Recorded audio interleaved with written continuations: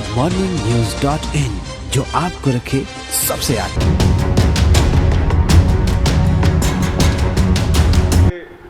आप लोगों के माध्यम से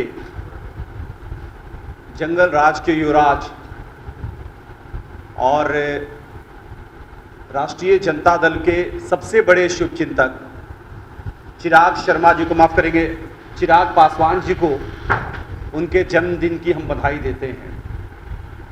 और एक चीज़ आज देखने को मिल रही है और बिहार के चप्पे चप्पे में हर गली नुक्कड़ पर एक चर्चा आम हो गई है कि चिराग पासवान अपने राजनीतिक वजूद को बचाने के लिए आज तेजस्वी यादव के चरण स्पर्श कर रहे हैं। रामविलास पासवान जी की पहली धर्मपत्नी के जो दामाद हैं, सही मायने में आदरणीय रामविलास पासवान जी को राजनीति के शिखर पर पहुंचाने वाले, जिन्होंने दलित सेना को अपने कंधों पर ढोया, जब चिराग पासवान जी ने अपनी पार्टी में उनको प्रताड़ित करना शुरू किया तो वो तेजस्वी यादव जी के शरण में जाकर खुद को उनके खौफ से बचाने की कोशिश में थे। लेकिन आज तेजस्वी यादव जी का और चिराग पासवान जी का ऐसा आंतरिक मिलन हुआ कि विधानसभा के चुनाव के वक्त रामविलास पासवान जी को के दामाद को लगा था कि राष्ट्रीय जनता दल से उन्हें टिकट मिल जाएगी, लेकिन चिराग पासवान जी ने अपनी राजनीति बचाने के लिए तेजस्वी यादव जी को साफ तौर पे मना कर दिया कि भाई मेरे बहनोई को टिकट देने की जरूरत नहीं है, अगर उन्हें टिकट मिल गया, खुदा ना खास्ते चुनाव जीत गए तो पार्टी पर अपना कब्जा जमा लेंगे। तो ये एक आंतरिक गठबंधन चिराग पासवान जी का और तेजस्वी यादव जी का अब गली के नुक्कड़ पे इस पर बातचीत होने लगा है। लगातार चिराग पासवान जी हर दिन सुबह में उठते हैं और उठते साथ अपराध के मामले पर बोलते हैं।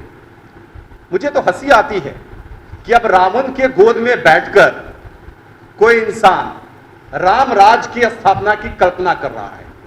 चिराग पासवान जी की पॉलिटिकल पार्टी हो या चिराग पासवान जी का खुद का राजनीतिक वजूद हो, ये तमाम जो चीजें हैं वो अपराधियों के शरण में आकर ही जो अपराधी का राजनीति का अपराधीकरण हुआ बिहार में, वो आप सबको पता है कि कौन सी पॉलिटिकल पार्टी ने अपने यहां सबसे ज्यादा अपराधियों को बुलाया, सम्मान दिया, टिकट देने का काम किया और सदन तक भेजने का काम किया।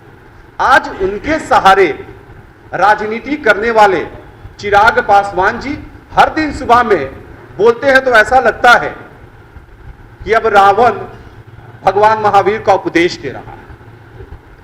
देखिए, इन दोनों चिराग पासवान जी और तेजस्वी यादव जी के गठबंधन का ही नतीजा है कि राघोपुर में खुलकर लोक जनशक्ति पार्टी के नेता चिराग पासवान जी को जिताने में जुटे हैं।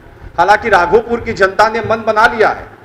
राघोपुर की जनता को अच्छे से पता है कि अगर इनको जिता दिया तो बिहार का भला नहीं होने वाला है, और राघोपुर की जनता के विरोध में खड़ा होकर के चिराग पासवान जी लगातार इस कोशिश में है कि किसी तरीके से लालू परिवार के सदस्यों को सदन में भेज दिया जाए।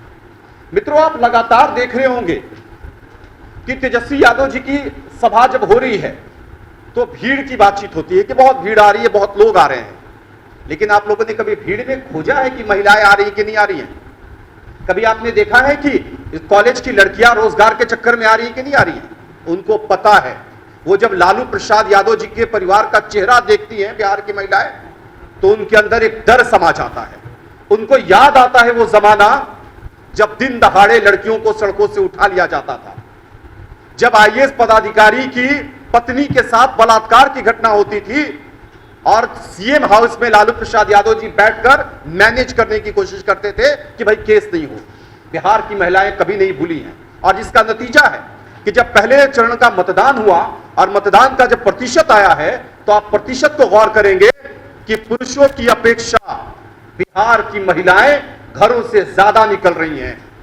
अगर हम अकेले बातचीत करें इमामगंज की, जहां से हमारे नेता श्री जीतन राम मांझी जी चुनाव लड़े हैं, तो वहां पुरुषों ने 84,200 मत दिया, अपने मताधिकार का प्रयोग किया है। वहीं महिलाओं ने तकरीबन 89,000 महिलाएं घर से बाहर निकली हैं और उन्होंने वोट करने का काम किया है। उनको लग रहा है कि अगर किसी कीमत पर किसी भी तरीके से तेजस्वी यादव जी का शासन आ गया तो महिलाएं घर से बाहर नहीं निकलेंगी। दूसरे चरण में भी हमें पूरा उम्मीद है कि बिहार की महिलाएं, बिहार के युवा, बिहार के वो लोग जो सुशासन के सहारे, जिनको पता है कि नीतीश कुमार जी का नाम ही सुशासन है और इनके रहते ही सूबे में सुशासन स्थापित ही रहेगा, इसलिए वो लोग दूसरे चरण में भी जमकर बम्पर वोटिंग करेंगे और 2/3 से ज्यादा बहुमत से फिर से नीतीश कुमार जी को मुख्यमंत्री बनाएंगे। बहुत बहुत धन्यवाद।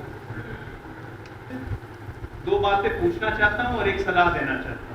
सलाह इसलिए कि आज का दिन बड़ा इंपॉर्टेंट दिन है भारतीय राजनीति और भारत के इतिहास में। सरदार वल्लभ भाई पटेल हमारे सबके श्रद्धेय थे, पूरा देश उनको लौह पुरुष जानता है और आज श्रीमती इंदिरा गांधी जी का भी पुण्यतिथि, इसलिए आज का दिन तारीख बहुत इंपॉर्टेंट है। भाई बिहार बौद्धिक लोगों की पहचान रही है। यहाँ से एक समझदार व्यक्ति, एक से एक राजनीतिक निकले हैं और बिहार की पहचान पूरे देश में बनी। तो कृपया करके जो राष्ट्रीय जंगल दल के युवराज हैं, जंगल राज के युवराज, कृपया करके अपने चीची हैंडल वाले भी जिसको रखे हुए हैं उसको यार ठीक से रख लें। इंदिरा गांधी की पुण्यतिथि भी गलत लिख दी, सरदार पटेल जी को आयरन मैन की जगह ईरान मैन कर दिया। निश्चित तौर पे सरदार पटेल जिंदा होते तो आज ईरान भी भारत का हिस्सा बना चुके होते, इसमें कोई शक नहीं, लेकिन उनको ईरान मैन कर दिया। तो ये सब त्रुटियां न करें, इससे पूरे बिहार का मजाक उड़ता है। ये हमारे मुख्यमंत्री के होने वाले उम्मीदवार, इनका सामान्य ज्ञान देखिए। खैर वैसे राष्ट्रीय जंगल दल और सामान्य ज्ञान दोनों पर्यायवाची।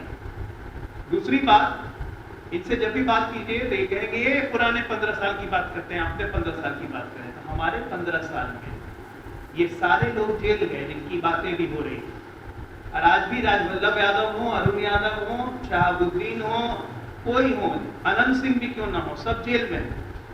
आपके राज में आप बताएंगे, सवाल है ये जो नीरज भाई ने पूछा था कि क्या गलती से अगर आप मुख्यमंत्री बन गए, जो ऐसा नहीं होने वाला है, तो जैसे लालू जी को सुविधा मिली हुई है होटवार जेल में, क्या ऐसी सुविधा इन महानुभावों को भी यहाँ बिहार में मिलेगी? इसका जवाब जरूर देना उनको चाहिए और आज ही अपनी सभा में ये जवाब दे दें। जनता दल और एनडीए उम्मीद कर रहा है इस सवाल पे कुछ जवाब दें कि तो फिर हम लोग भी केली बंगला बनवाना शुरू कर देंगे ना। उत्तर बिहार में तो लगभग 10 केली बंगला चाहिए होगा ऐसे के लिए। तो क्या बिहार के कैदियों को वैसी सुविधा मिलेगी जो लालू जी को मिलती है? ये सब तमाम मौजूद सवाल है जो हम नहीं, बिहार की आम जनता पूछ रही है। पहला चरण का मतदान इसी चीज को रिफ्लेक्ट करता है और यकीन मानिए दूसरे चरण के मतदान के बाद सरकार तो एनडीए की बन जाएगी और तीसरे चरण के मतदान के बाद जो आजकल हो रहा है ना कि तेजस्वी बिहार भवा, एक लाइन छोड़ दिया उन्होंने, ये होगा तेजस्वी और राजद समाप्त भवा। इसी के एजेंडा में हम लोग आगे बढ़ रहे हैं। धन्यवाद।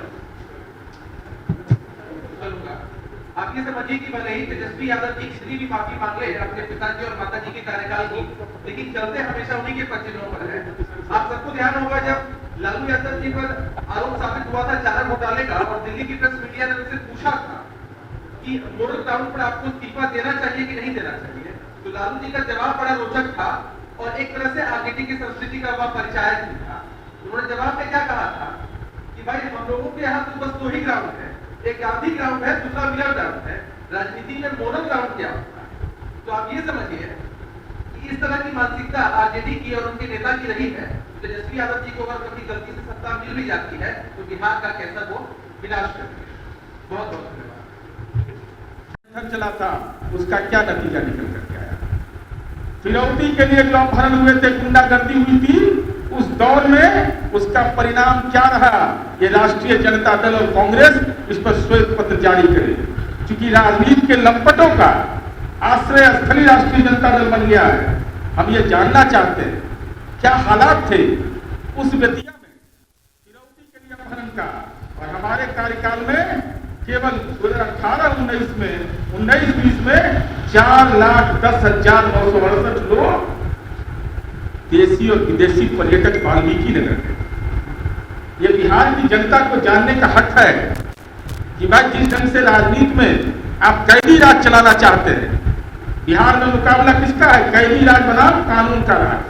एक तरफ कैदी राज में कोई भ्रष्टाचार में, कोई बलात्कार में, कोई अपहरण में, कोई जिन्होंने कृत्य में है उसको राजनीतिक घोषित कर रहे हैं।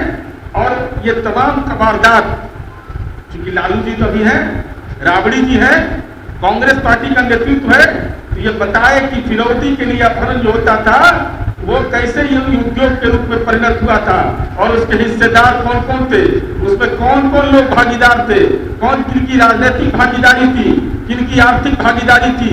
क्या बिहार की जनता को उसी दौर में ले जाना चाहते हैं? अब पंचतंत्र की कहानी का यथार्थ बनना चाहते हैं।